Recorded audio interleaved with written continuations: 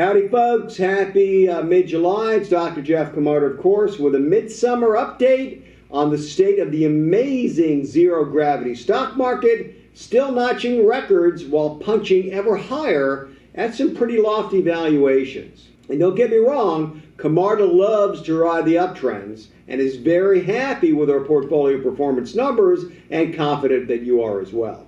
But here's the kind of information that makes me happy. We offer loss control strategies in our portfolio management options, and I feel lucky personally to employ them in my own family's money management. So hot off the press from this week's Wall Street Journal are these surprising facts. It seems the world has changed yet again, with the number of stocks actually trading shrinking. Fewer and fewer stocks. How can this be? There are now close to 3 times as many stock funds available as there are stocks to populate the stock funds. For instance, the Wilshire 5,000 index, which once boasted more than 5,000 stocks, the Wilshire 5,000 has to get by on a mere 3,381 stocks.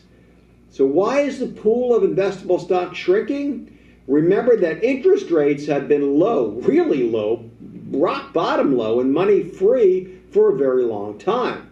So some believe that a combination of other companies and private equity investors using cheap debt snapped up hundreds of attractive corporations that leaves extremely slim pickings for what's left.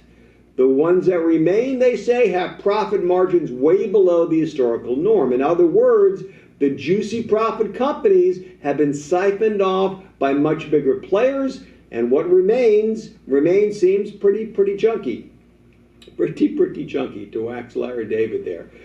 This may be the reason that small caps, which were once one of the most profitable sectors of the market, really have languished. They've been sucking wind for a long time now, and those of you that use clockwork asset allocators, maybe with other advisors or in 401ks that we don't manage for you, take note and note how the cheese may have moved in terms of allocation to textbook asset allocations that may no longer make sense.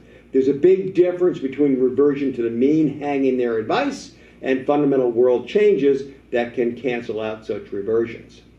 Also note that an unprecedented 70% of the world's stock market value is American, including all of the most valuable companies. What does that mean? If you had all the stock markets in the world and see what the value is, 70% of that is the U.S. market, mostly because the U.S. stock market's amazing soaring success through COVID and beyond. Sooner or later things probably will change, but right now the U.S. really dominates the value of the world market.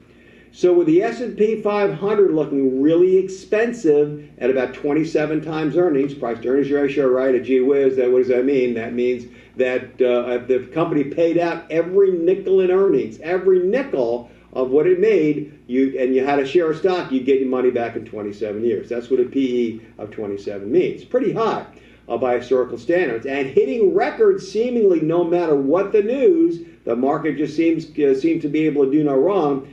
I'm very comforted for our clients and my own family that we have managed off-ramps in our loss control portfolios. So that said, let's keep shooting for the moon, but I, for one, am keeping my parachute packed and handy. And hopefully that was an upbeat message, with some good news on 2 fronts. Market continues to do pretty well, and we've got options that we think will be very effective if it doesn't.